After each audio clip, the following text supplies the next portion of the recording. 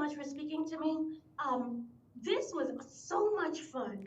And so what I wanted to focus on is it seems that Marybeth has been handed the baton, so to say.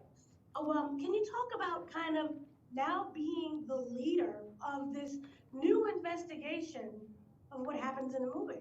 Absolutely. I mean, as you say, J.K. Simmons' character, Ray King, previously her mentor, and now kind of in a different chapter in his life, she's become the new Ray King in a sense. And I think on the one hand, she's sort of ready for that position, but there's also a bit of that imposter syndrome. Like, could I have gotten to this same position without the passing of the baton, without these sort of, assists, these hints from, this mysterious voice. So I think for her, internally she's struggling with that. We sort of see in the opening of the movie, she's got this office chair and she's trying to pick the chair, and it's obviously metaphorical, right? It's like, do I feel comfortable in the big boss chair? But I think for Marybeth, she's somebody that even if there's any underestimation, whether it's by others or for herself, she's always been really sharp, really focused, really analytical. And I think compared to the accountant and Christian Wolff, Ben's character, it's interesting because I always felt like they were characters cut from the same cloth. Like once they lock in on something and focus, it's really hard to pull them off of it. They're really sort of of a singular driven purpose. And you could really say that for all of the characters of the movie. Brax, Christian's brother, is like that. Anais, this new mysterious character, is also like that. So they have this sort of hyper focus, and they cannot rest until they see something through. So I think that's what's really interesting about seeing all these characters on this parallel track in that way.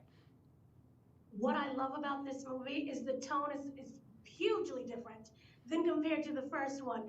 Can you talk about you finding you're the same character, but finding now maybe the humor or the lightness more within a scene? Definitely. I think, when you do a sequel to something beloved, you have to be really careful, right? Because you don't want to repeat yourself. You want to bring something that, the audience is familiar with and they really loved about the first movie, but you have to give something different. You have to sort of take the audience on a new journey. And so we set up a new mystery. We set up a new puzzle. But in addition to that, as you say, there is this total tonal shift that I think in a really beautiful way keeps the audience on its toes, because you're not expecting the humor. You're not expecting to see these characters who before were in sort of more grounded, maybe more subdued scenarios, now suddenly in these kind of humorous, kind of slightly off-kilter situations, and a lot of the comedy stems from that.